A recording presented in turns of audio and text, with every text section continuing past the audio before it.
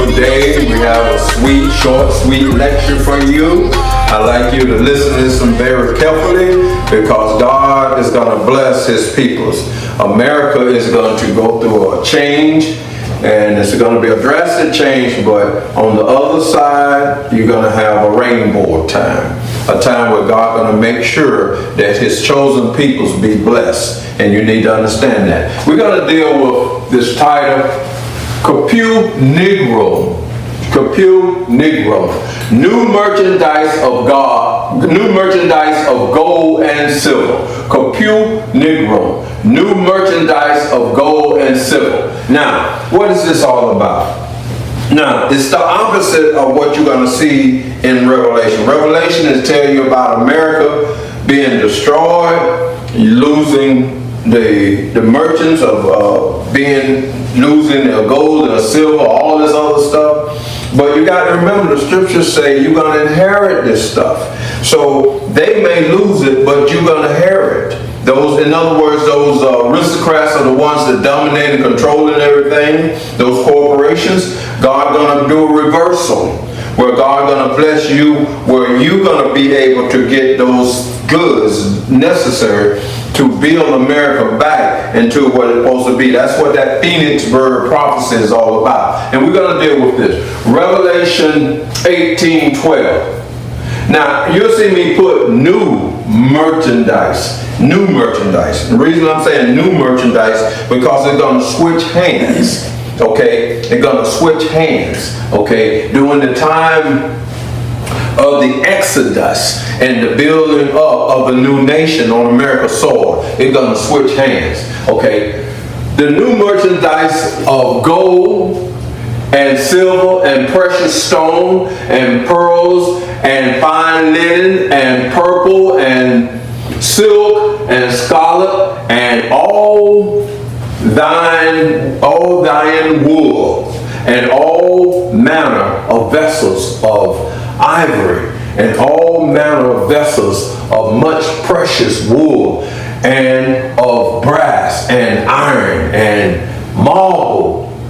And then I skip down on this because it talk about the slaves, okay, and the souls of men. Now, what is this about? This is about slave. Now, when they talk about slaves, this is not talking about slaves just 200 years ago before the emancipation and all that. This is talking about people's in a condition right now.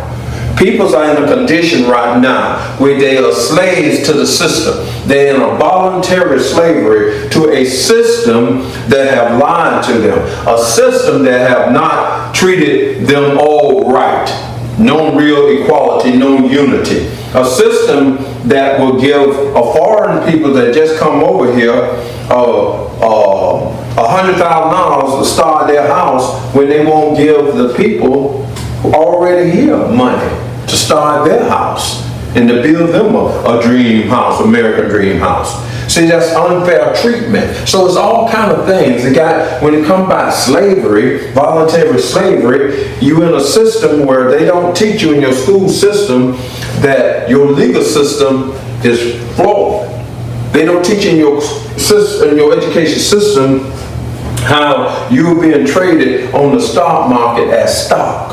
Okay, and all of the above, dealing with the birth certificate and dealing with the Social Security number and all that. Have you noticed the red CUSIP numbers on the bottom?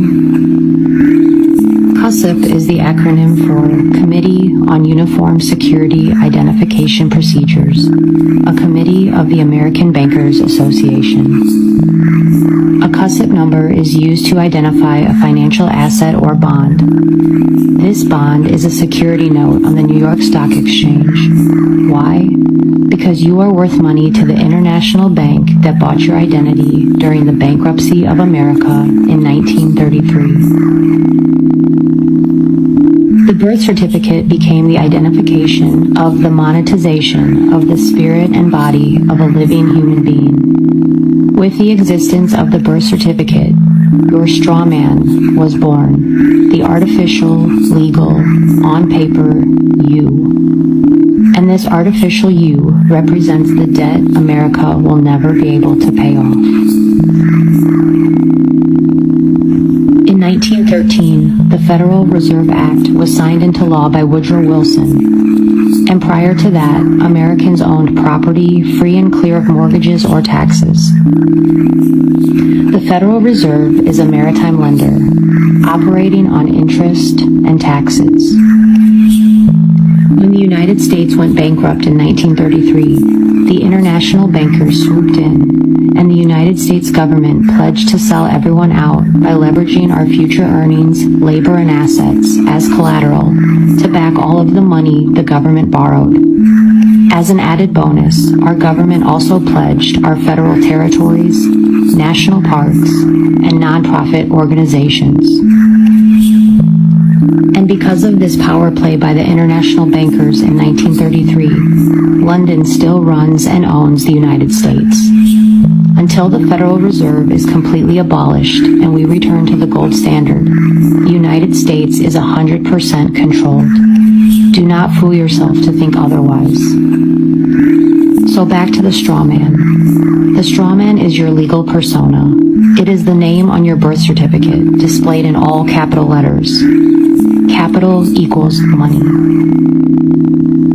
Your marriage license, your car title, your health insurance, the list goes on. Your straw man exists to confuse you into thinking that you actually own everything you buy. The straw man is the artificial you, and if the artificial you fails to make a payment, the powers that be can take your car, shut off your energy, your cable, turn off your water, and even take your child away. When your child is born, the minute you sign their birth certificate, they become a ward of the state. And if you don't follow their rules, the state can come and take your child. So when you see the word slave, don't put it on slavery time. Understand where it's at. Because people saying a voluntary slavery and the soul of man, taking the soul of man away. Well, what is that all about? Our religious order is not talking about the God within. They trying to show you a Jesus outside, a Christ outside, not a Christ inside. Okay? And understanding what's inside you. Man's greatest admonition is man know thyself. Understanding the pineal gland. Understanding when Joseph wrestled with the angel, what that really meant. You need to know this kind of stuff because some kind of way they're not teaching you the mysteries. They're not teaching you the allegorical writings. They're not teaching you the arts. And by them not teaching that, you running with it with your head half open to what's going on. You got a part of the stuff, part of the truth, but you ain't got enough of the truth to see where God taking you at in this new millennium, this area of Aquarius. Because you're coming out of the dark age, the age of Pisces, known as the age of deception, into an age of truth and light. And you need to understand this stuff. Okay. Then it said, Exodus 19:5. Now therefore, if you will obey my voice, obey my voice, indeed, and keep my, now I separate this indeed because you need to understand that, and keep my covenant, then ye shall be a peculiar, you should be a peculiar treasure unto me above all people, for all the earth, which is America, is mine. Now, you got to understand, God want to elevate his people. He want to elevate them. Now, when I say God's chosen people, I must say this so you'll understand. This people, God's chosen people is a certain group, but yet it's broad because it's Jews and Gentiles. It's Israelites and others, because God is narrowing this thing down because you, his remnant, his elect, got to be a light to the Gentiles, to the others. So all is talking about a unity with integrity of God's chosen people. You got to remember that now, because we can't close the door on other groups and say they're not God's people when God judge you by the heart. God know your spirit. He know your conscience. And God will work with you no matter what. So you can't look at a person and say, well, I'm God's chosen people because I'm not African American, I'm a Native American from this country. My people have been here for thousands of years. Yes, that gives you a certain benefit, but it don't shut the door because you got on others, because you got some peoples in what we call the Negro race. They are real some terrible peoples too now. Of all races, okay? So God gonna let, just because of the color of his skin and the way he was born there, God gonna give him special favors? No, it don't work like that. It say the children of Israel, those ones that follow in Israel, them the ones. So if you black, white, blue, green, orange, whatever color you are, you follow Israel, those are God's chosen people, the chosen of the chosen. And you got to understand that. If you ain't following Israel and you just going on your own and doing what you want to do, or following your preacher who telling you you're going to have a rapture and all this other nonsense, no, it ain't going to get it, my people. I'm not going to sit here and lie to you, okay? The chosen peoples are the people that follow in Israel, and that's who the chosen peoples are. So you're not chosen just because of the melanin skin. No, no, no. You're chosen because you're following the one that God has taught you that's going to come. And you should follow the teaching of that, because that teaching is to lead you into all truth. That is known. That person have the spirit of truth upon him. And you have to see that. Let's go on. Let's go. Exodus 19, 3-4. And Moses. Now, what did Moses represent? Moses simply represented Messiah. There was no Moses, no 4,000, 3,500, 4,000 years ago. And I know most people are going to say, oh, no, I don't believe that. I don't care what you don't believe, okay? This is an esoteric writing. This writing, you got to understand words like hermeneutic. You got to understand stuff like Hebrew typology. And if you literally reading this, you're falling under the curse. This is a book of art. When King James had those 54 men, which is 40-something out of there, compiled this book, they was alchemists. They was alchemists. They knew the arts. So they didn't just use the literal language and do that. They put the literal language in there so they could hide the other language underneath it. So yet you may read it, but if you don't have the arts with it, or you don't know all the arts that's necessary, you ain't gonna know what the Bible is talking about. Okay? So you can go all the Bible study classes you want to go to. You can go to all the institutions you want to go to. They're not teaching the arts. You ain't gonna get it, because what they did, they put the arts inside certain levels of the sacred orders. And you got to be up at the top with the royal part to know certain things about this book and what it's saying. Okay? You can't just sit there and talk about, oh, I'm a Mason, I'm a 32nd and all this, and other blue Masons are black, or Saint, a certain groups, Prince Hall and etc. And talk about, you know this and you know that. I love my brothers and I love my sisters. You know, ones in the orders too. I love them all. But yet, unless you come under the knowledge of the one that God has sent to you right now, you don't know Jack, okay? And I love you, but yet I have to tell you the truth. Because if I don't tell you the truth, then I'm not doing my job. And I have to tell you those truths. So you need to know what time it is. So Moses is another name for Messiah. Moses is another name for anointed one, leader, that God have chose at this time. See, this book wasn't written for those people back 3,000 and 4,000 years ago. This book was written by King James, compiling this book. Everything in this book had to be concerned about our day and our time. And that's what it is, from the 1600s forward, not 1600 back, okay? Now, and you got to understand that. The Old Testament was written way before the New Testament, and they took the New Testament and tied it on to that, and then they told you about the New Testament. Well, Jesus came and fulfilled the things of the Old Testament. That's a lie. That's a lie, okay? Now, you got to wake up to that. And that may be some strong words for some individuals who've been studying a certain way. But if I don't shake you and wake you, then the dry bones will never get up. So I got to shake you and wake you. That's part of the cure. Okay. Now, and Moses which is Messiah, anointed one, went up unto God, and the Lord called unto him out of the mountain. What is out of the mountain? What the mountain is all about? The mind of is out of the mind, the pineal gland. That's where God communicates with you, through your intuitive mind. Okay, out of the mountain, saying, "This shall thy say unto the house of Jacob." The house of Jacob. Now, what is the house of Jacob about? That's that directly the Son of Man family bloodline. And tell the children of Israel. Now, you know he's not talking about children. He's talking about the people. Children represent the peoples of Israel. Tell the peoples of Israel. Okay, what is he talking about telling them? When I go up unto them. And you're going to see that. We're going to get over in Exodus here. Before we go there, let's talk about our peoples. Miss Shirley Oliver, Mother Shirley Oliver, Carolyn Carman,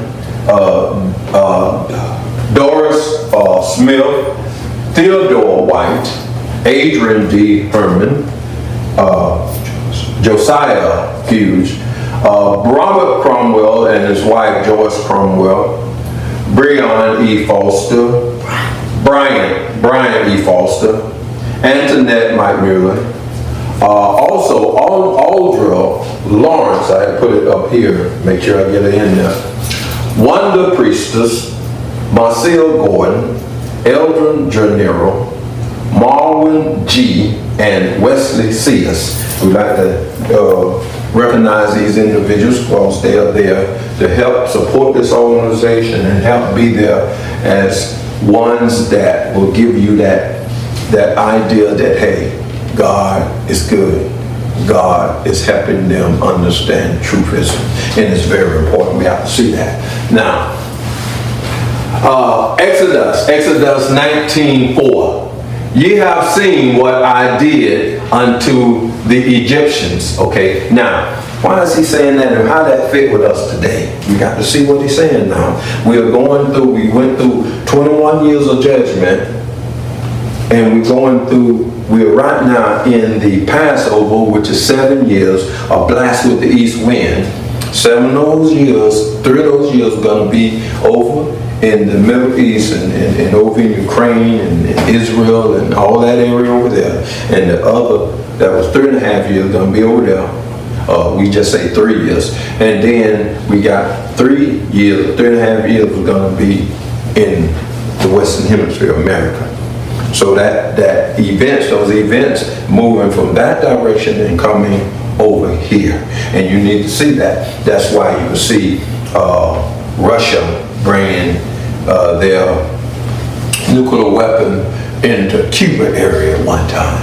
And earlier this year you had them talking about China and Russia having military exercise in the area right off the coast of America, of Alaska. And you could see where certain generals have already said that we'll be at war with China by 2025. So you got that good, bad, grievously bad, good, bad, grievously bad years start from 21. You got to look at it now. 2021 was preparation. 2022, Russia was warring in Iran.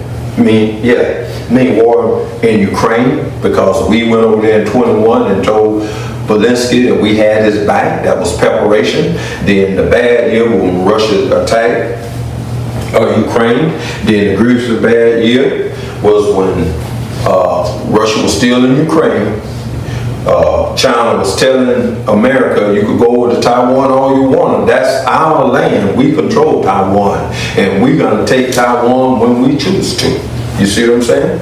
You had conflicts over there with that. But then you had the BRIC nations came up, and you had, when we were putting embargoes and all this stuff on Soviet Union, and what they did, they organized that BRIC nation, and you got China and Russia and India and Saudi Arabia, and all of them came together to show you that we have no concern, don't care nothing about your broke behind dollar.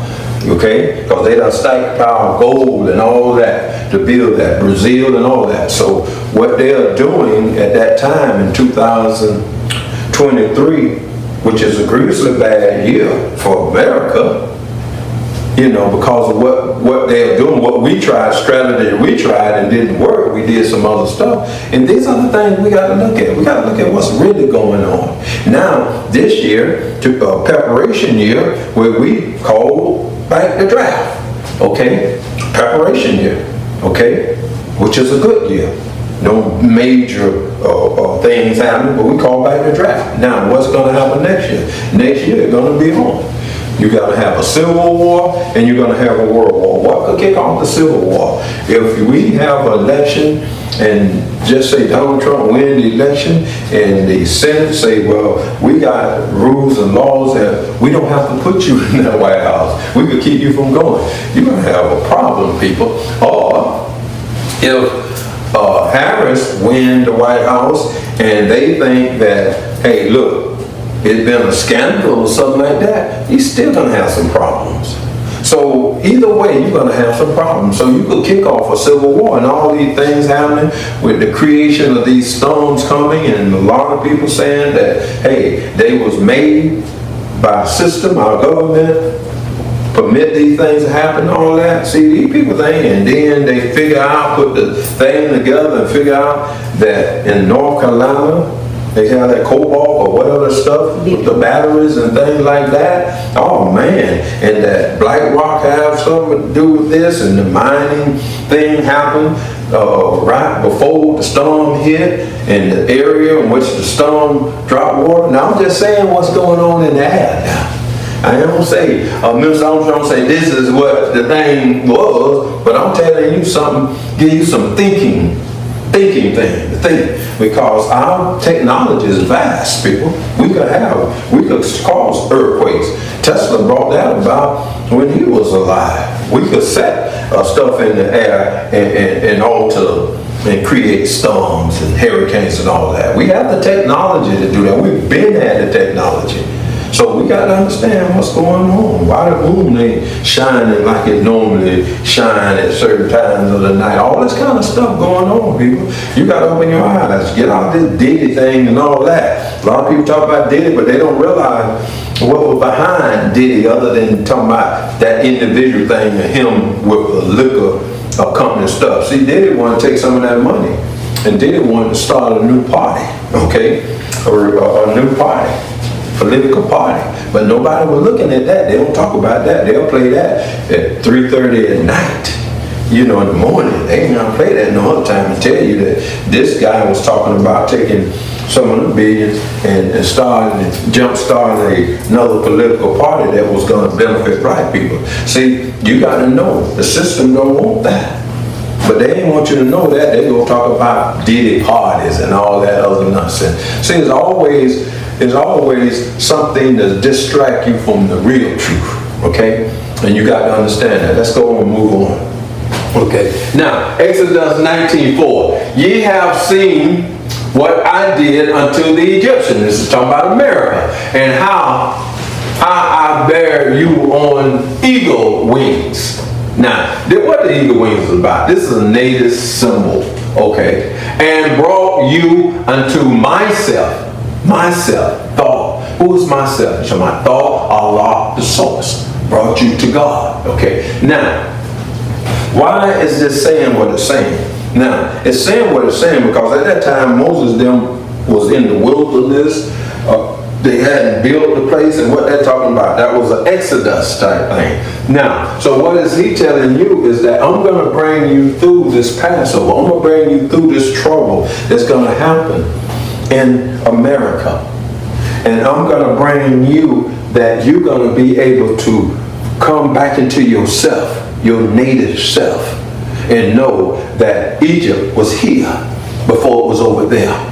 Thought took people from here and took them over to that Egypt and built that Egypt. Okay, built that area. Because over here was an area, and I'm going to show you on this chart.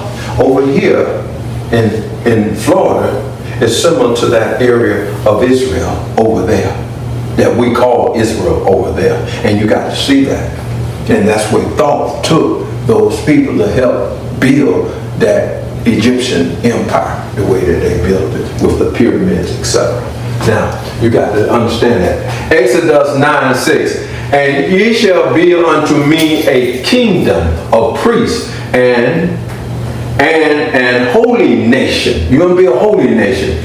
These are the words which thou shalt speak unto the children of Israel. Now, this is what he's saying to you. See, God's going to make a nation out of the peoples here. He's going to make a nation. He's going to bring peoples of color back to their place. He's going to actually convert Eurocentric to the truthism that they'll know that they've been lied to. Okay?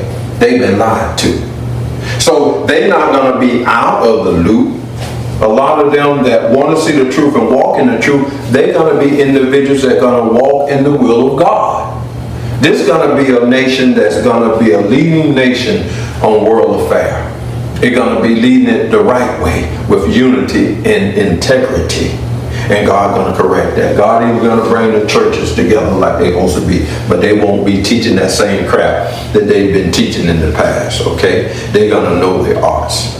You're going to have the Catholics with the Protestants, and the Protestants with the Catholics, and all the others, Seventh-day Adventists, Jehovah's Witnesses, they're going to come under one umbrella because they're going to listen to the messenger that God has sent, the Son of Man that God has sent at this particular time of human history. And them that don't listen, as Daniel said, some going to shine as the firmament, and some going to go into everlasting content. And believe me, don't think that you're so holy that God won't push you to the side with his people, because God going to have that, what he say, he's going to turn some into priests, like he said, priests and a holy nation.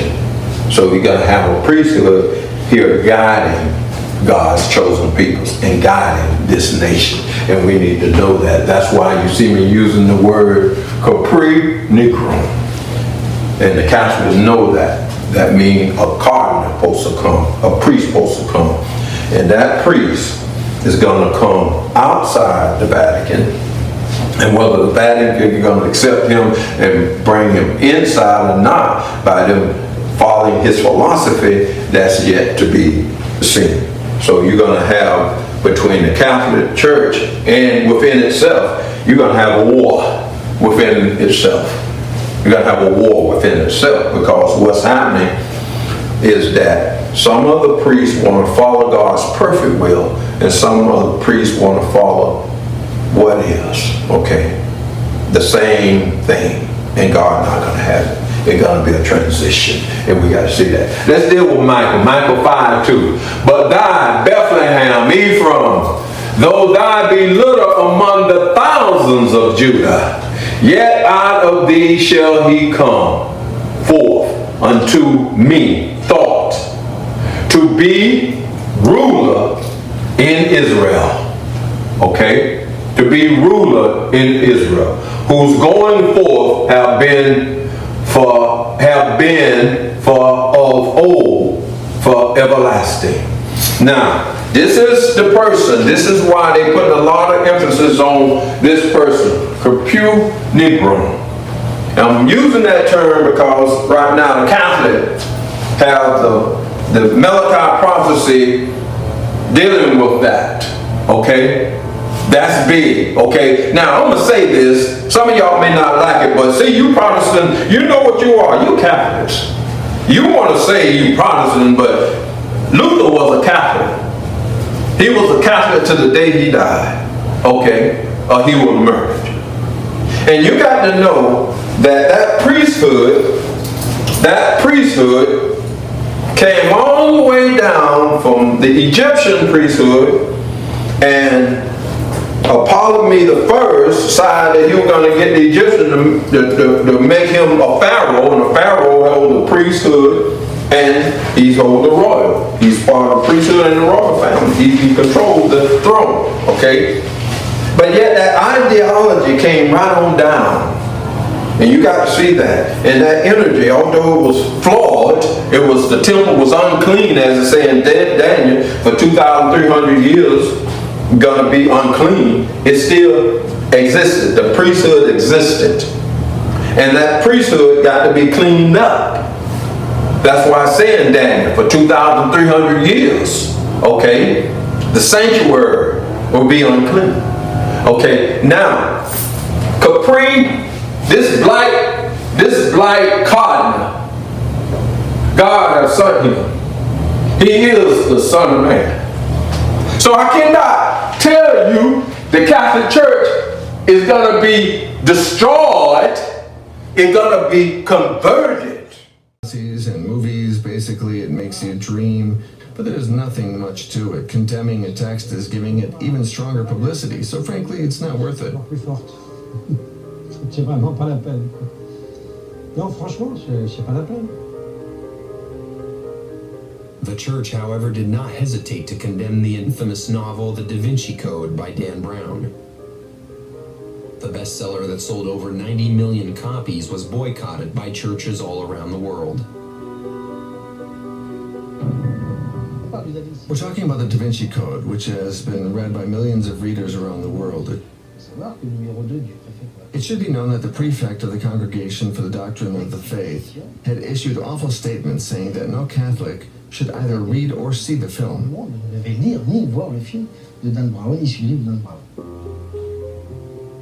So how can the Vatican still turn its back on a prophecy announcing its own leader as the last one to exist?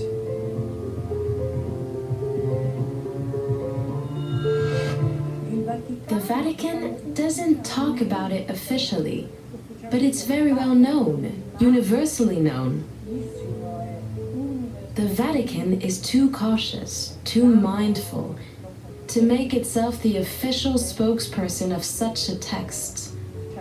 Farsi portavoce ufficiale di una sentenza. Whereas, now the prophecy could well turn against them.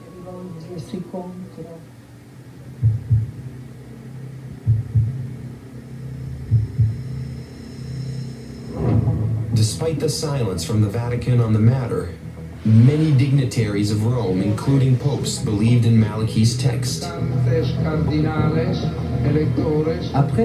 After all, I believe that some popes will believe in it completely, others not at all, for reasons of personal faith, and some will use it politically.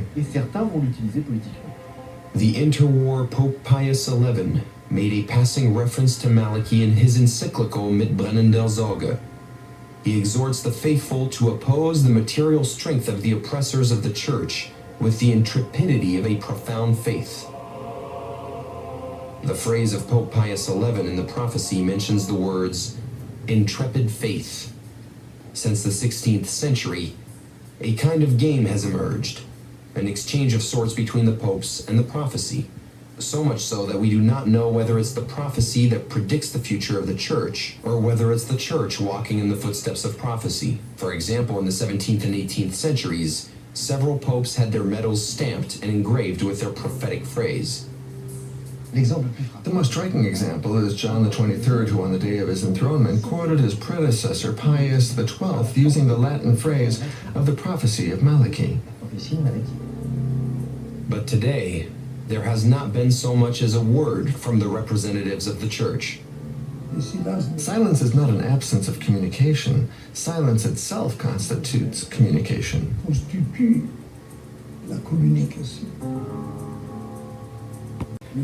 The fact that Pope Francis chose these two popes is a very strong indication of the path being continued. There's a text, one of the two prophecies out of the 32, which explains that the Catholic Church is going to abandon itself with two heads and one mother, mother of the Church, two heads, two emperors, Benedict XVI and his renunciation, and Pope Francis, who was elected. What, then, was the message that Francis wanted to convey to the whole world? Pope John XXIII prophesied the arrival of John Paul II. He understood the Second Vatican Council, which entailed the end of the papacy. John Paul II applied it. It was almost obvious that these two popes had to be canonized together. Did Francis want to pay tribute to the Second Vatican Council? Yes, I'm convinced, because we need Vatican II. Is it a tribute to Vatican II? Yes, it can be interpreted that way, as Vatican II was opened by John the 23rd. And these predecessors sought not to go behind it, but at least to perpetuate it. This theory holds up since Francis also beatified Pope Paul VI on October 19, 2014. Pope from 1963 to 1978, it was he who concluded Vatican II. Pope Paul VI was also Vatican II. It was Paul VI who took over Vatican II and finished it. Vatican II is the most significant event in the history of the Church in the 20th century. It is a council, an assembly of bishops from all over the world gathered to debate the direction to be taken by the Catholic Church. Vatican II symbolizes the opening to the modern world and the return to the roots of Christianity. In short, a simpler church for a complex era. And if it is indeed the case, and that Pope John XXIII opened this council in 1962, Pope John Paul II subscribed to it. Pope John the 23rd wanted, in an almost prophetic way, the Second Vatican Council and initiated it. John Paul II, on the other hand, was one of the founding fathers of the council. It's very interesting. He was the man that life had led to dialogue with the world, always following in the footsteps of the Second Vatican Council.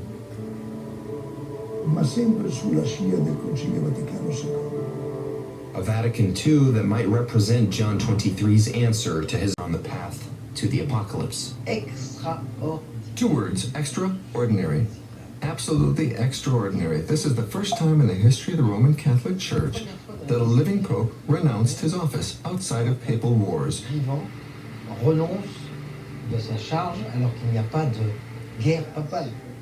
Benedict XVI chose to resign, not on a random day. His resignation was effective not on the day he announced it, but on the 28th of February, the day of Saint Romanus of Condat.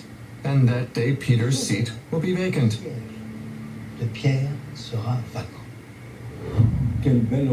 Pope Benedict XVI's resignation is such an extraordinary event. It is almost an insult to the Roman Curia and to all that is happening right now in the papacy. Definitely a separation. A separation that the Pope's communication department still has trouble swallowing. You can't even imagine what happened to us that day. It was a holiday.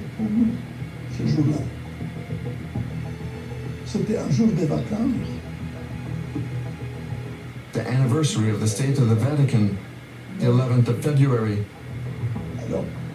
All the offices were closed, and ours too. A journalist called me and asked me whether the Pope had really resigned. And I didn't even know.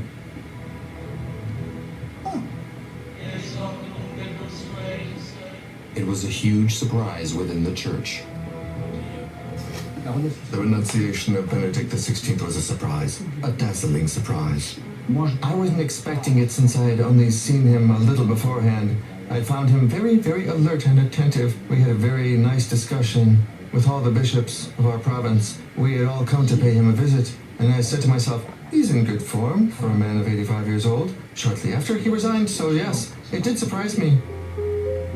Again, it is difficult to know whether it is the prophecy of the popes that predicted the future, or whether it influenced it. Did Pope Benedict XVI renounce on the 28th of February, the day of the Romanus of Condat, to leave his place to the Chosen One, to the Savior, to Peter the Roman? Was Benedict XVI merely a transitional pope? I believe that the cardinals in the conclave who elected John Paul II's successor, Pope Benedict XVI, probably elected, and of course, I have no proof, a transitional pope. I find that Pope Benedict XVI perfectly fulfilled his transitional role after such a wildly popular pope. Benedict XVI, a transitional pope? Maybe. Rumors suggest that at the conclave that elected him in 2005, Jorge Mario Bergoglio the future Pope Francis was the one who received the most votes. On dit dans l'apparatoire, It's said that at the conclave where Joseph Ratzinger was elected as Pope Benedict XVI, people were thinking about Bergoglio, the Argentinian. It's mostly speculation, but maybe he didn't feel ready yet. il sentait peut-être pas prêt. I think Pope Francis's arrival is good timing. I think it would have been too early if he'd been elected instead of Pope Benedict XVI. I believe there is a time for everything. Once again, the history of the Church appears to have been written centuries ago in the prophecy of the popes. La prophétie est The prophecy is very precise, like a well-oiled machine. Successive conclaves have only one goal: to make the prophecy come true one way or another. c'est de la réaliser d'une manière ou d'une autre. Will Pope Francis, the first Jesuit in the history of the papacy, witness the end of the world and be the last pope?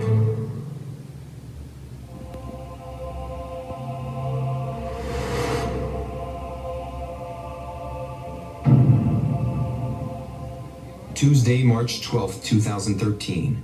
The cardinals reunited in conclave. The old way, the old world got to go, and a new world got to come.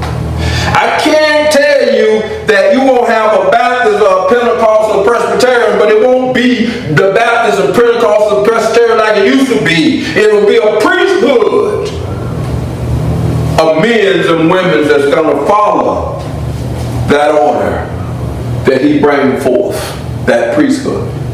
Now you may not like it, or you may say this and that and that, and I know the Catholic Church have been and done some terrible things. They done killed many people.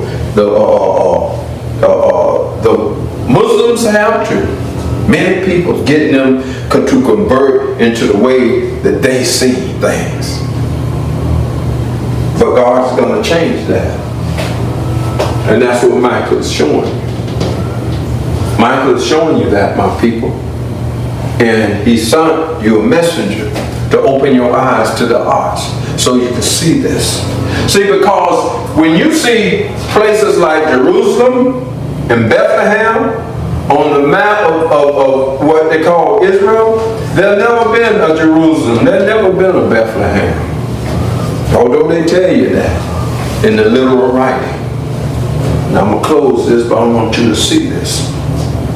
These wise men, these scholars, they knew the location.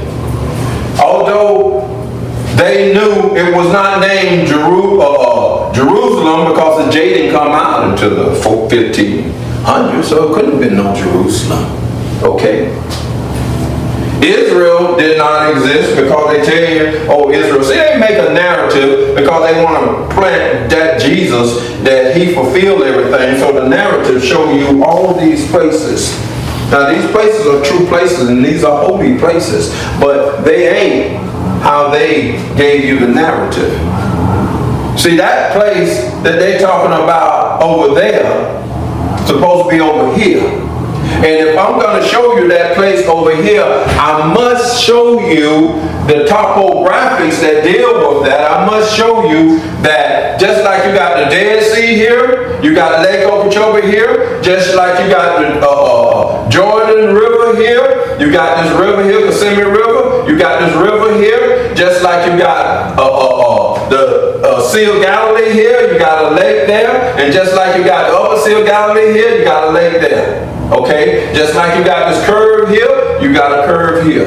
So what it is, God did not want you not to know, because when thought went over there and civilized those people and did what he did over there, he seen an area just like over here, he seen it over there.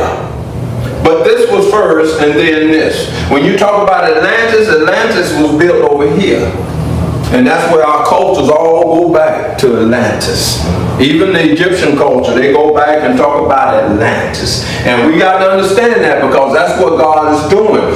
God is giving us an opportunity to know the truth and using the arts, topographics and the other arts, in order to know what is going on. Just like they said out of Ephraim, Bethlehem, how I go now? Bethlehem, Ephraim, he said, through that, although it be little among the areas of Judah, and this is known as Judah, just like this is known as the area of Judah, be little as the area of Judah, he said, out of there will come a ruler. So this person that is to be here, this here Capri Negrum, supposed to be born out of this area right here. This is where your ruler supposed to come from. This is where your anointed one is supposed to come from. This area is called St. Lucie County. And you got to know that is where he was born, because if you look, Bethlehem is right here. Jerusalem is here.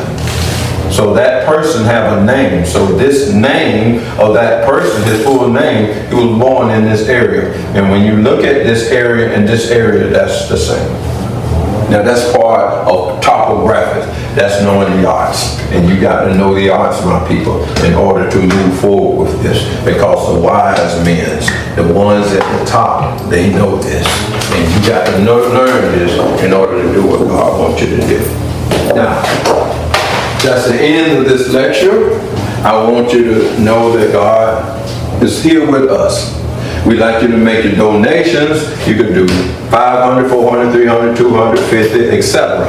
But make your donation and send them to Louis Armstrong Ministry at 7536 Jana Lane North, Jacksonville, Florida, or you could send it to Cross Rock Incorporated at the same address, 7536 Jana Lane North, Jacksonville, Florida, or go on Givelify on your mobile app under charitable.